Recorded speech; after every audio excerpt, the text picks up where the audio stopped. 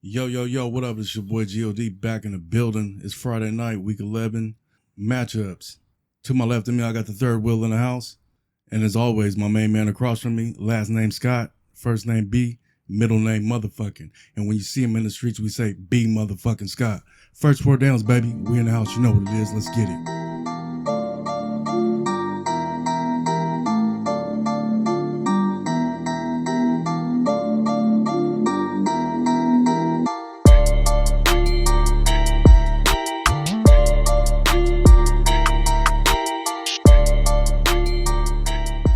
Everybody, it's week 11. We're looking at the matchups, and we already had a matchup coming on Thursday night that ended with a bang, or a thud, I should say, for the most part. You see Myles Garrett, thump Mason Rudolph over the head with his helmet. Some huge ramifications, some suspensions, some fines, stuff like that. Browns pull out the win, but then they lose, a player for the rest of the year, a huge defensive piece for them, so... Yeah, that's crazy for Myles Garrett. I think the defining factor is also, he's been fined twice this year for excessive hits. So, that really sucks for the Browns as they have been looking to gain momentum, the second half of the season. It's not going to have the playoff chances, but they've been looking like a little bit like a pro NFL team the last couple weeks. So, yeah. That the whole situation sucks. They had a lot of guys suspended in this game. Even the organizations got fined $250K, which is big,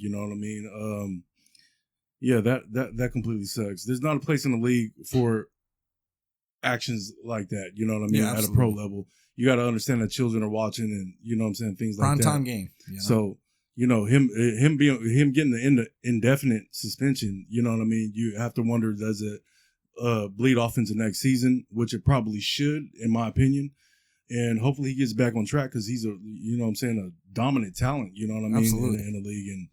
And, shots and prayers and to Mason Rudolph, to his family, to Garrett's family, and everybody who watched the game, absolutely atrocious. In other news, we got Antonio Brown yesterday, who had his meeting with the NFL finally over the accusations over the summer with the sexual misconduct. Although AB and his camp feels that the meeting went well, a source told Adam Schefter that it is very likely that he won't play for the rest of the season. Yeah, commissioner's exempt. This is what I heard. But. Yeah, so you know what? That's good for his 2020 campaign.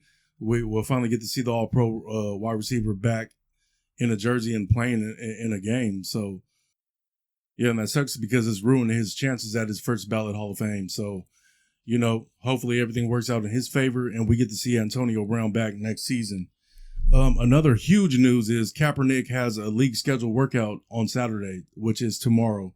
But by the time you hear this, it's today. You know what I mean? 24 teams are reported to attend this. So hopefully we finally get to see Cap back in the league as well. If you look back to the 60s and, the Vietnam era where Muhammad Ali was exiled, 3 years out of boxing, it's almost the same situation for protesting for what he liked to do or what he believed in. His talent is, bar none, incredible. He led the team to a Super Bowl, so we would love to see him back, especially given, there's a lot of quarterbacks out there hurt, and there's a lot of teams with backup quarterbacks who actually suck. So, it would be good to see Cap back in the jersey and just, playing football, getting back to it, throwing down the field. Matt Moore, think about it, starting for the Chiefs was literally coaching football, little kids football the year prior. You know what I mean? So You're telling me Cap is more than capable of being on an NFL football team. So easily. But it's time to get to the matchups. We can dive right into it. So the first matchup we're going to look at. Get up in it. I'm telling you. First matchup is going to be the New York Jets on the road against the Redskins. And these are two teams fighting for the first pick, I should say, for being the worst team in the league. You got Haskins in his second career start.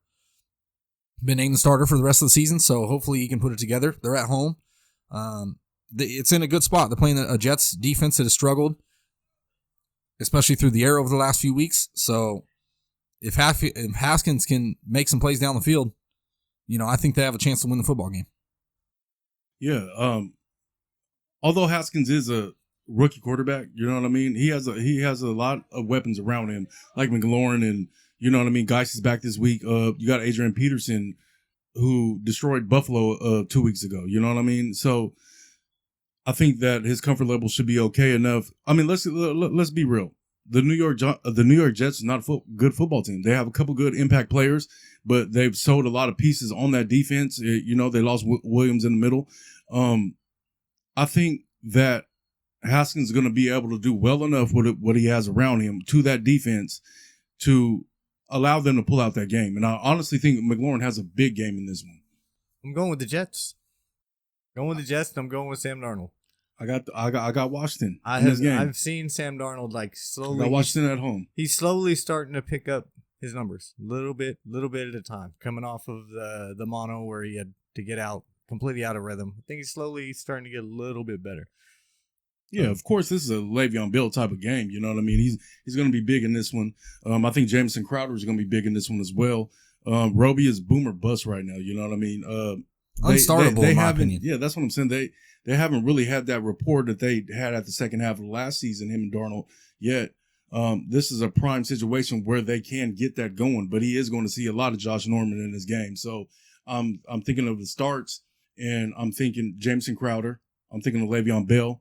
But more or less, I'm thinking of Terry McLaurin, Adrian Peterson. Geis is very hard for me to start at this point. Haskins is not startable, but I think he has talent enough to pull this game out. Yeah, I think, I'm taking the Jets personally, just because I think Haskins just hasn't shown enough to me to be able to make the plays down the field. Understandable. And the pass catchers they got, they're hurting. I mean, they don't have a tight end right now. Vernon Davis out. Terry McLaurin's the only receiving option. Paul Richardson, I think, is even out. So they literally have Trey Quinn coming out of the slot. It's going to be Terry McLaurin, and that's it. I mean, they're going to have other pass catchers I've never even heard of. So can you put that much on Haskins to pull this game out? I don't know. And the Jets, you've already seen, they're pretty good against the run. They have a pretty stout defense. They shut down Saquon last week. They've shut down a lot of good running backs. So as much as I like Adrian Peterson, now you can throw Geis in there. You're looking at probably somewhat of a committee type split. And I think Geis can catch the ball out of the backfield a little bit better.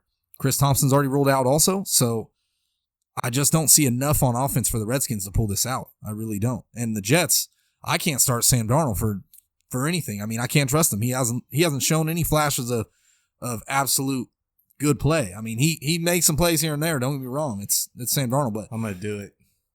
That's fine with you. Go ahead and take the chance. I mean, there's so many other quarterbacks. I would rather take Fitzpatrick against the Bills in a tough matchup. So, but yeah, outside of Crowder, outside of Le'Veon Bell, I'm staying away from the Jets. Griffin, as good as he's played with Darnold, the Redskins have actually been pretty stout against the tight end position.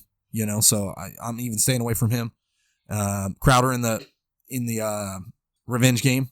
But I'm taking the Jets. I can see the Redskins winning the game. I can. It's up to Haskins and what he can do. That's ultimately the deciding factor for me. But I'm going to go ahead and take the Jets in this one. But anyway, we can move right into the next matchup. And this should be a huge scoring output game. We got the New Orleans Saints on the road against Tampa Bay. And there's some injuries on the defensive side of the football, especially for the Saints. You got Marshawn Lattimore hurting. So feel free to fire Mike Evans up, no problem. You'd be worried a little with Mike Evans. Marshawn Lattimore's been playing outstanding football over the last 5-6 weeks, but he's out, ruled out. So Mike Evans is a must start in this game. Chris Godwin, no brainer, and I'm staying away from OJ Howard. The Saints are good against tight ends, but I got a feeling Tampa Bay is going to pull this one out at home. New Orleans is kind of reeling. They just came off that loss with the Falcons. They're looking to get back on it. Don't get me wrong, but I just got a feeling Tampa Bay is going to pull it out. Yeah, Tampa Bay at home is no joke. You know what I mean? Their front seven, they're pretty good. They've shut down a lot of running backs this year. You know what I'm saying? Top-end running backs. However, I think this is a game built for Alvin Kamara and Jared Cook. You know what I mean? And especially Michael Thomas. You know what I mean? They give up a lot through the seam. Oh, you know absolutely. what I'm saying? So I'm seeing a lot of that with Alvin Kamara, those dump off passes, and he'll be able to eat off that. Michael Thomas is going to do what he do. You know what I'm saying? He's going to be out there creating a lot of space and creating a lot of havoc for the defense, period. You know what I'm saying? You seen a couple weeks ago, Jonathan Smith completely ate them up. Yeah, they did come off a tough game, a tough divisional game against Atlanta last week. But I think they get back on the track on this one on the road against Tampa. Evans solid, Godwin solid. They should be productive in a game where game script could actually be a factor in this one. Ronald Jones is a sit for me. Yep. You know what I mean? All the running backs sit for me at this point. But ultimately, I think the Saints got this one. What you think, Third Will? I think Saints got there too. And I'm starting Jared Cook all day as my tight end. Yeah. Nice and easy. I'm pretty sure he probably finds the end zone probably 80 to 100 yards. Yeah, if you're outside of those top 5 fucking tight ends, I mean, you know, you look at Jared Cook in this matchup, that's a no-brainer, you know what I mean? And especially people have Ertz on bye this week, so you know what I mean, if he's available in your league or any kind of way, I would absolutely start Jared Cook this week. Well, yeah, Jared Cook 10 targets last week, so 8 catches, 70 yards, something like that. Yeah. Should have a very similar day, but I worry about the Saints. You know, they gave up 6 sacks last week, and like I said, they're going to be without Pete, one of their huge linemen that I've noticed in 2 games of him missing time. They've lost the football game. Their 2 losses, he's at 50% of snaps or lower, and he's going to be out. So, and the Tampa Bay pass rush is ridiculous, you know? So, I just got a feeling Tampa Bay is going to pull this one out at home. I think this, don't get me wrong, I think there's going to be high power on both sides, but I definitely got the Buccaneers winning. So we can move on to the next matchup. We got Denver on the road against Minnesota. This should be a no-brainer. I mean, Minnesota's playing outstanding football. They can run the football. They can throw the football. Kirk Cousins is playing very well, even without his top target in Thielen. You know, he's still producing 20-plus fantasy numbers on a weekly basis. So, outside of Sutton, realistically, because Minnesota can be beat through the air a little bit, how much can you trust Brandon Allen? Probably not that much, but Sutton, for me, I could see starting him as a wide receiver 2 or a flex option. And a lot of people got Lindsey on the sits this week. I know it's tough, but I mean, with as many buys at the running back position, you got to roll with Lindsey. You know, I really think he could finish 60, 70 yards, maybe find the end zone, you know. But outside of that, Minnesota all day. I'm taking Minnesota. Yeah, I don't know, man. I don't think it's going to be a blowout by any means. It's weird, though, because Vegas has it a 40 over and under, and with Minnesota the favorite by 10.5 points. So my thing is right now, you know Xavier Rhodes is good in big games. You know what I mean? He's also been given the most penalty yards. You know what I mean? A very physical player. So he's going to shadow Cortland Sutton in this game all day long. So you're going to have Noah Fant, Deshaun Hamilton, and players outside of that. Maybe Lindsey, you know what I'm saying, with the out of the backfield catches, you know what I mean? With Brandon Allen, we seen Brandon Allen 2 weeks ago manage a game, and he did pretty well, you know what I mean? He threw 2 touchdown passes in that game, you know what I mean? But can he manage on the road that well to edge this out? I'm not sure of that, you know what I mean? Minnesota has been on high octane pretty much all season long. They do have Denver does have a good pass rush, and we know what happens when Cousins gets under that kind of pressure. But, however, I just still see with Dalvin Cook and, you know, those big bombs to Stephon Diggs, the potential there, that they're going to win this game. You know what I mean? I got Minnesota at home. I think Minnesota's really going to take it to them, in my opinion, just because I have a feeling they're going to be able to move the ball down the field, no problem with Dalvin Cook. Diggs is probably going to be shadowed by Chris Harris Jr., so that's a tough matchup right there, as it is. No Thielen, so Minnesota's just going to have too much for him. And Brandon Allen, I like Brandon Allen to be able to pass on that secondary, man. Minnesota's secondary has been, honestly, really bad. So, as good as their defense has been, their secondary has been, you know, realistically pretty horrible. So, I like Cortland Sutton in this matchup, and Phil Lindsey's tough. I can't trust any other pass catchers outside of that. Noah Fant coming off a big day, but, you know, 75-yard touchdown in which he ran over a defender. You can't promise that on a weekly basis. So, Minnesota's easy. We're all on Minnesota. But next matchup we're going to look at, Buffalo. They're on the road against Miami. And this is a huge divisional matchup. I mean, Buffalo's kind of reeling a little bit, coming off a loss to the Cleveland Browns and really trying to hold on to a playoff spot or a chance for a playoff spot. So, and Miami coming off back-to-back victories. So, Well, and playing at least been competitive in the last like 4. They've at least been like, you can tell that their defense is playing harder, but Yeah, they have been playing a little bit better, though. They got 2 wins on the season now. You know what I mean? I don't know if they were trying to get the number 1 pick, but it is highly unlikely now. In this game, like matchup wise, you know what I'm saying? You seen Josh Allen last year rush the ball, you know what I'm saying, at 200-yard games. Well, actually, one was a 95-yard game, but you know what I mean? That's tis for that. In this one, I'm wondering, can Josh Allen and Singletary control the clock? And I think that's what it's going to come down to. You know what I mean? I think they'll have the ball a lot more than Miami will in this game. You know what I mean? Tre'Davious White on Devontae Parker. I just don't see a real big window for Miami to pull out a win in this one. So I'm going Buffalo all day long. yeah, I'm taking Buffalo too. I like Josh Allen definitely as a start. Singletary's my running back to have as a start too.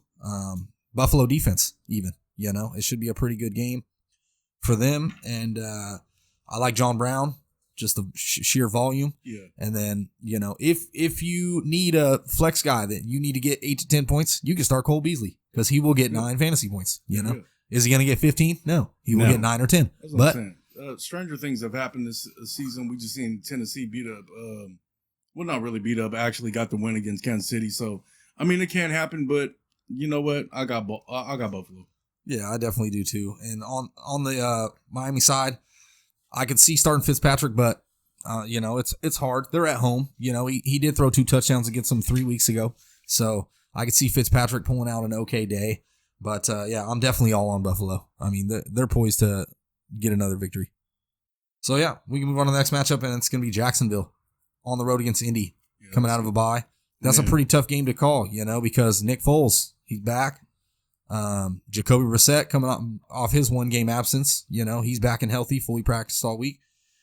You know, both these defenses, one's getting healthier, one's still not healthy. You know, Jacksonville's still struggling a little bit, and Indy, they're getting healthy. Their defense looks good, but they're coming off a loss to the Miami Dolphins. So, well, they just need to be angry about that one, don't they? Well, Brian Hoyer threw 3 interceptions. So, realistically, you mean Brian Hoyer's not a starter in this league? He threw 3 touchdowns 2 weeks ago. So, but in this game, if I had to pick a winner, it's got to be Indy at home. I just think with Brissett being back, even though they're missing the pass catchers, T.Y.'s out, Paris Campbell's out. Those tight ends, though, Ebron's going to see a lot of targets, a lot of love. I think, you know, even Doyle, you could start both these tight ends. And then, you know, Marlon Mack should be able to run the football effectively. So, I'm definitely taking Indy.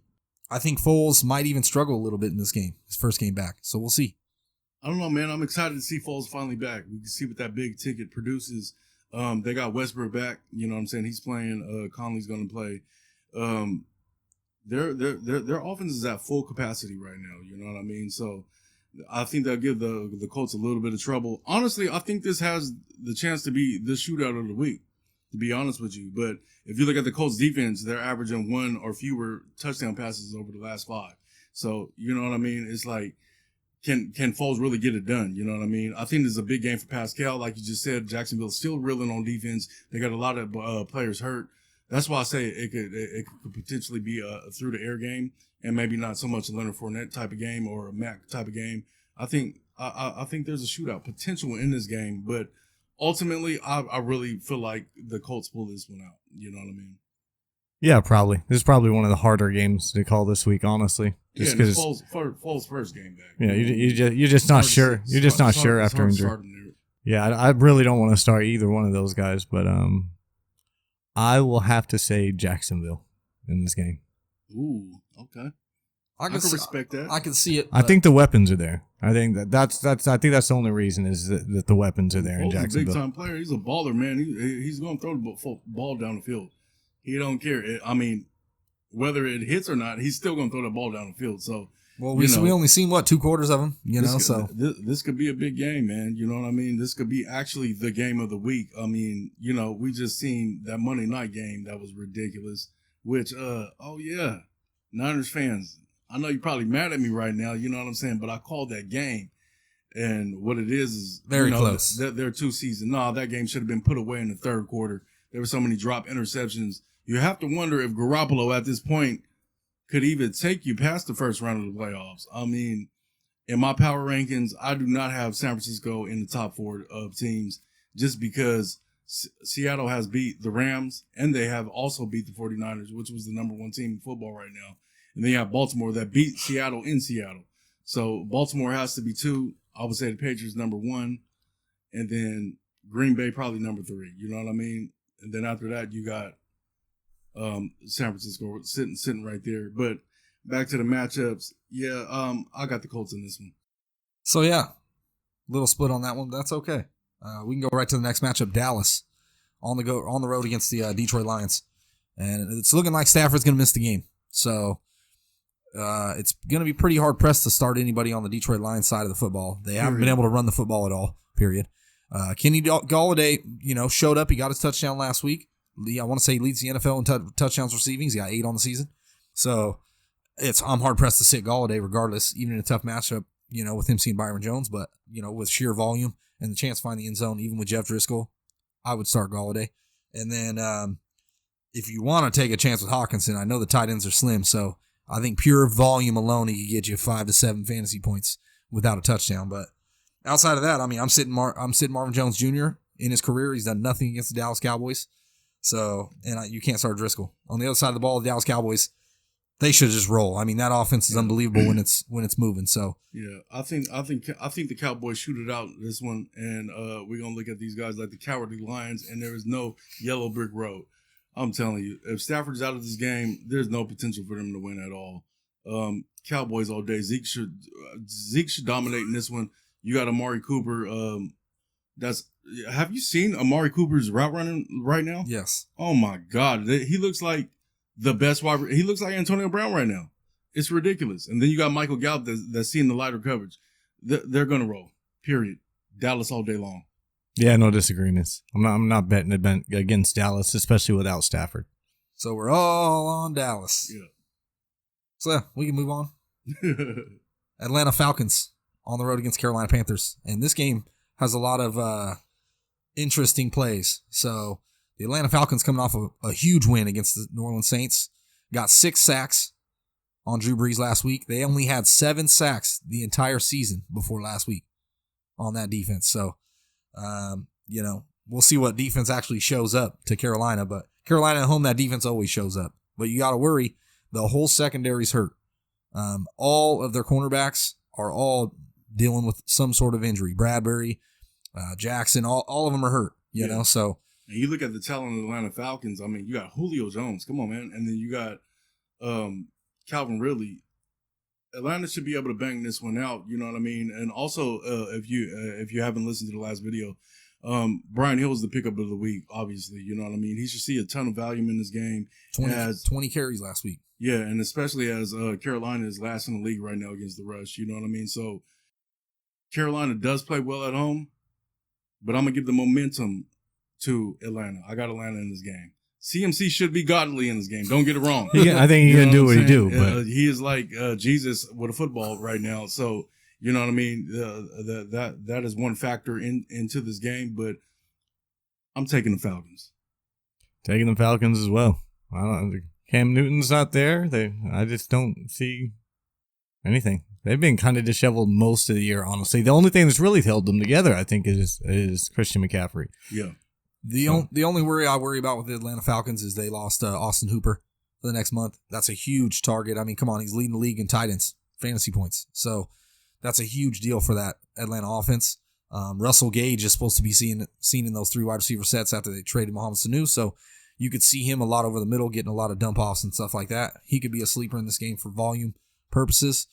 But I'm going to go with Carolina. You know, people don't give Kyle Allen enough credit for what he's done. And DJ Moore, Curtis Samuel, Greg Olsen, Christian McCaffrey. And that defense, I get it, the secondary's hurt, but they're at home. They always step it up at home. I'm going with Carolina. So, on to the next matchup. We got Houston in a fun one on the road against Baltimore. And this game should, you could see a potential shootout, or you could see just Baltimore steamroll Houston, in my opinion. running down with the their defense. Not just that, but they could keep it away from Houston, first off. And Houston's got a pretty good front against the run. It's pretty decent, but yeah, top 5. But with Lamar Jackson, it doesn't matter how top, whatever. Yeah, that's what I'm saying. We've seen the Patriots couldn't handle them at all. You know what I mean? I think it more fits the bill for Hollywood Brown and Mark Andrews in this game. I'm telling you, I think Hollywood is going to kill. I think Mark Andrews is going to kill. I think they both will have top 5 production in this game. The Ravens, you can't run the ball against them. You know what I'm saying? So I think Carlos Hyde is going to be a good start, but game script as well. You know what I mean? If Baltimore starts running, you know what I'm saying, running the score up a little bit, you might see Duke Johnson get some love. You know what I mean? I don't know. I like Duke. It's weird. It's hard to ever start Duke. You know what I mean? Because he just doesn't get the volume for some reason. Like they don't trust him. You know what I mean? So I think also Mark Ingram, you know what I'm saying? He should have a solid game. He's a different kind of back. He's very shifty. He does what it does. Houston is good on the run, but I don't know about this game. You know what? Baltimore, period. Yeah, I'm taking Baltimore as well. And I think they get a little bit up on the score, and I'm hoping so that DeAndre Hopkins can get some extra love at the end of the game. You got a lot. You got a lot invested in Hopkins. Yes, I do. Season riding on it. I get it. Yeah, I think Hopkins is a huge start. Either way, there's no way, But outside of Hopkins, I'm actually sitting the other pass catchers. So Kenny Stills is sit for me this week. Baltimore's gotten healthier, and that secondary's actually really picked up since they acquired Marcus Peters. So, and then Will Fuller is actually a game time decision this week. So you can't start him. He's got a hamstring, and he's game time decision. There's no way you could start him. You know what I'm saying? Just the way Derek Carr and the Raiders fucked up Houston a couple weeks ago. Man, I'm telling you, I think Hollywood Brown and Mark Andrews is going to kill this game. Yeah, I worry about Hollywood Brown a little just with the volume. He is coming. He has an ankle that he's been nursing. They said he's not 100%, but last week, 19 snaps, he still finished with 4 for 80 and a touchdown. So it doesn't take a lot of snaps for him to make some impact. So that boy's basically Tyreek Hill, man. You know what I'm saying? That's exactly what he is. So we'll see what happens. But we got to be more Ravens in the house. Yep. Yeah. We're all on the Ravens. So next matchup we go right into Arizona is on the road San against Francisco. The 49ers. The only person on the Arizona Cardinals I feel like I could start if I had to or take a chance on would be Kenyon Drake. That's a guy really that put 100 yards on him 2 weeks ago with a touchdown. So the pass catchers, I don't like any of them in this game. San Francisco, I have a feeling San Francisco. His skill set is ridiculous. You know what I mean? Great speed. He can catch the ball out of the backfield. Kyler in this one at San Francisco, I just don't see them being that dominant against them. You know, you had Flash, you had Tyler Lockett before he exited the game, and DK. They didn't do anything. What I'm saying is they're not as good as the receivers that they have on Arizona. You know what I mean? I don't see Arizona having a shot in hell in this game. There's only one person I'm starting on Arizona. And that's their kicker. I'm dead serious. I would not be shocked if the Niners win this game like 35-0. Honestly, coming off a loss, they're going to have some firepower. They're going to be Samuel. Good. The Niners are taking this game. Absolutely, Deebo Samuel should have a heyday in my opinion with that secondary. I know you got Patrick Peterson, you got to worry about a little bit, but I still, Kittle's out. Well, that's the only concern that you should have with the Niners losing this game is because offensively they're not there. You know what I mean? Tevin Coleman should see a lot of love. You know what I mean? But that whole offense runs around George Kittle. Can Debo really handle Patrick Peterson? We'll see. You know what I mean? Yards after catch last week, he was a bruiser. That motherfucker is like a train on wheels, little train. Yeah, you know what I'm saying? But he gets the job done. It's hard though, you know what I mean? Because I have no faith in Jimmy Garoppolo whatsoever. I do not think he's a good NFL quarterback, but that team plays for that man. You know what I mean? So, given that, and with the Niners defense, we got San Francisco all day. Yeah, all on the Niners. So on to the next matchup. This can be a fun one. New England Patriots on the road against Philly, and Patriots coming off a That reminds me of something. That Super Bowl they just had. And remember, I texted you like 5 minutes before the game, and I told you it was going to win, and I told you it was going to be the Super Bowl MVP. It's a different quarterback, sir. Well, it's a different quarterback. No, I'm just saying they know how to play the New England Patriots. You know what I mean? But with Alshon out, Deshaun Jackson out, I don't see a lot of love for them right now. You know what I mean? This is not a Jordan Howard type of game. And he might be out. You know what I mean? So they just signed Jay Ajayi, so that tells you that they have no confidence in the running game right now. I don't understand. Miles look good. If Jordan Howard's ruled out, think about it. If Jordan Howard's ruled out, though, they don't have another running back. So they might as well, because Darren Sproles out too, which was their fourth back. You know what I mean? So it's like, I don't see a lot of room for them to even score a touchdown in this game. Just not enough weapons. Yeah. The Patriots defense been unbelievable, honestly. So ain't New England coming off a bye? Yes. That's what I'm saying. They lost to Baltimore. They got 2 weeks to prepare? That's what I'm saying. They're hungry. They're ready. They got to get themselves back up there in the rankings. New England wins landslide. Yep. I agree. All on the Patriots. So we can jump right into it. Cincinnati on the road at Oakland. And Cincinnati has easily looked like the worst football team in the league, plain and simple. Now, Oakland Raiders have been playing realistically really good football. Pretty good football. Really sound football, and especially on the defensive side. But they still have some leaks. Don't get me wrong. You saw Stafford light him up 3 weeks ago, or 2 weeks ago. Chargers, last week, Phillip Rivers threw 3 interceptions, But the Raiders got it done both games. So I could see starting a couple guys on the Cincinnati side of the ball. Joe Mixon coming off 100 yards, 30 carries last week against Baltimore Ravens. So just the pure volume alone, I got to start Mixon in this game. And then even in that same game, you saw Tyler Boyd with a huge amount of target share and finish over 10 fantasy points. So for me, I'm starting that guy, Tyler Boyd. I'm starting Mixon.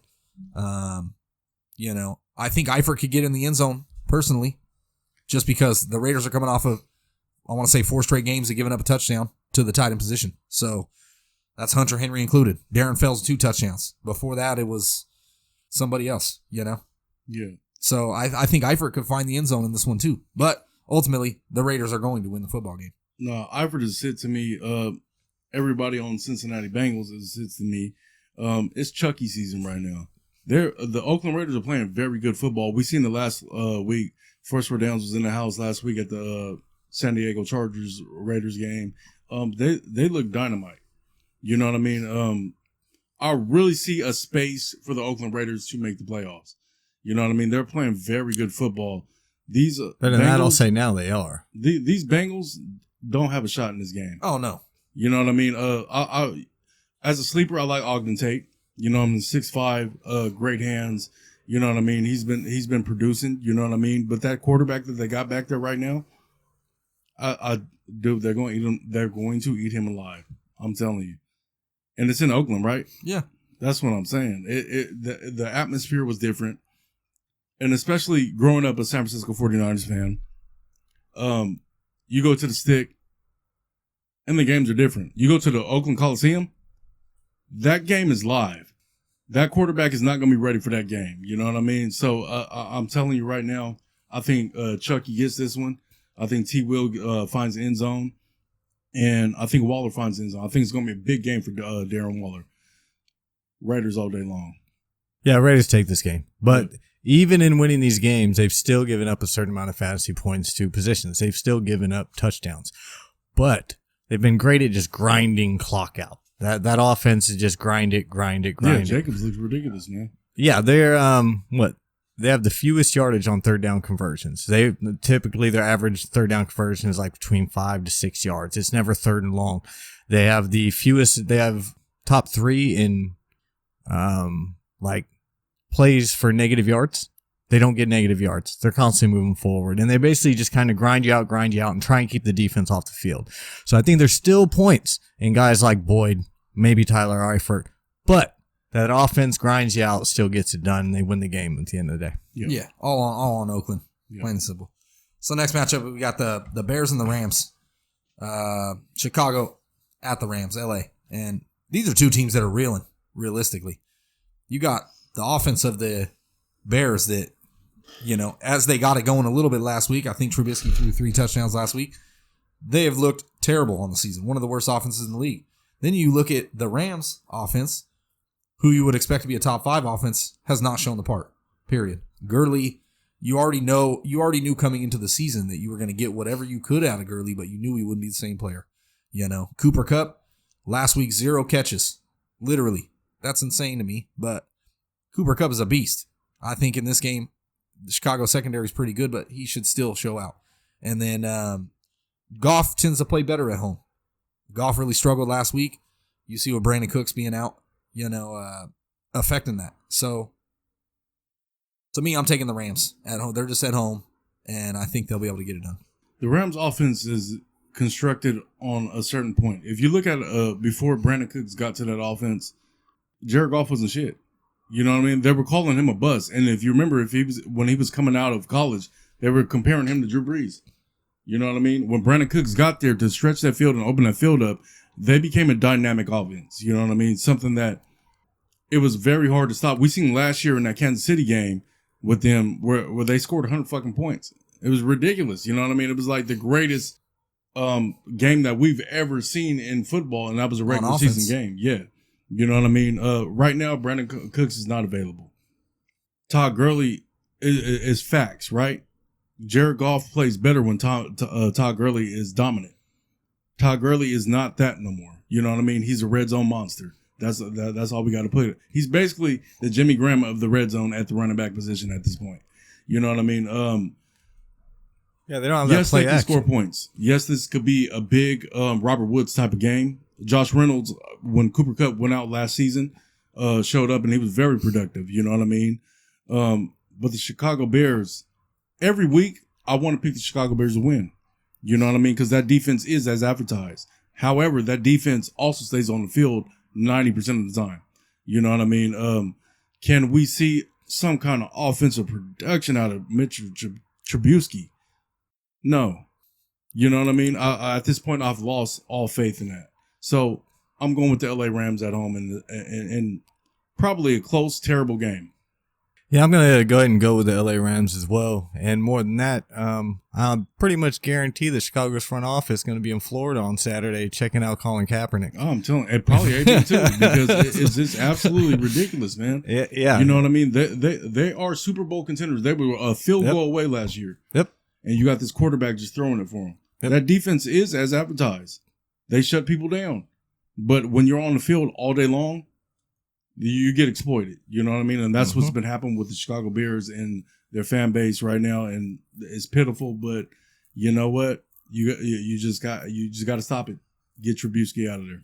Well, I definitely agree with you, but if you look at the offense of the Rams, they've actually struggled on drives realistically this season. So it actually would bode well for the Chicago Bears to win this game. Understandable, but Chicago can't put up no O. I get it. That's And they're without David. They might factor. be without David Montgomery. If they're without the running back, they're gonna have to run with a guy, rookie that's never be running out of the backfield. Well, they have to run with a guy that is a rookie that they haven't played, and Tariq Cohen. Yeah, and Cohen's not a player to have 25 carries. Last year, when it started the season, their defense was very dominant, right? And then they started utilizing Tariq Cohen out of the backfield, catching passes and everything like that. But he was still garnering carries. You know what I mean? And this year, you go to a full-blown committee, and they at the start of the season they had signed Mike Davis, who they've dropped now, and David Montgomery, a higher draft pick that they took. Yeah, he was just back. You know what anyways. I mean? That offense clicks with Tariq Cohen. You know what I mean? So if David Montgomery is out of this game, we seen Tariq Cohen produce last week. You know what I mean? Maybe this is the time that they start hitting him. Maybe they start giving him those carries to beat this team, because I honestly, I don't see them winning a single game without them doing something. You know what I mean? They have to fix something on offense. And the scary part is they could beat every team in the league. But if they can't put up points on offense, they're not going to win. So I'm giving it to the LA Rams. Yep, we're all on the Rams on that one. So now we can dive right into the Monday night matchup. And it's the last game of the week. We got Kansas City on the road against the Chargers. A huge divisional matchup. And it's some playoff implications. You got the Raiders one game out. And yeah, they lost to the Chiefs, but they still got a game to play. So the Raiders' schedule is a lot easier than Chiefs' schedule. That's for sure. So Chiefs coming off a loss to Tennessee Titans, and the Chargers coming off a loss to the Oakland Raiders. So, but the week before that, they beat the Green Bay Packers. So, what Chargers team's going to show up at home? Yeah. You know, that's going to be hard for me. The Chiefs' defense has looked good at times, especially the secondary, but they can't stop anybody on the ground. Yeah. Same thing. And you see Melvin Gordon last week with over 100 yards. Yeah, that's what I'm saying. It's the same thing with them. What Chiefs team are we going to see? You know what I mean? Last year, we seen them covering every spread, covering every game.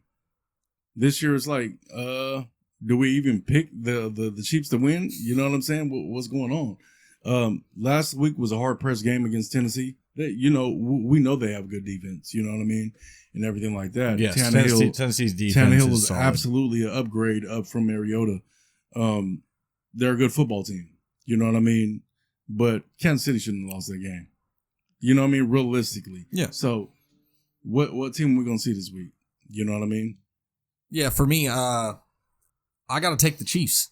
I mean, plain and simple. I think the high power of that offense is going to be too much for that Chargers defense. Now, you got to worry about that front of the Chargers. You know, Melvin Ingram and Joey Bosa, if they're healthy and at full strength, yeah, you know, they might be able to make some plays. They do it every week, week in and week out. So, Patrick Mahomes has already shown to have a little bit less mobility with the little nagging injuries that he's had. Dislocated knee, you know, sprained ankle, you know what I mean? Not being able to make those plays outside the pocket. Now, you've seen that jump pass to Hardman for that touchdown last week. Amazing play. But can the secondary of the Chiefs hold up against the Chargers? I don't think so. Can they stop Melvin Gordon? I don't think so. So can they stop Travis Kelce? No. I'm kind of feeling like he finally gets his multiple touchdown game. You know what I'm saying? He's due. I think, he's very due. I got the Chiefs, man. I got the Chiefs too. Yeah. Yeah, I think we're all on the Chiefs. Don't get me wrong, Chargers at home, but you already know there's going to be more Chiefs fans there than Chargers fans. So, yeah. All on the Chiefs. Well, that about wraps it up for week 11. It's the Alpha and Omega, the beginning and the end, G-O-D. B. Scott. And third way.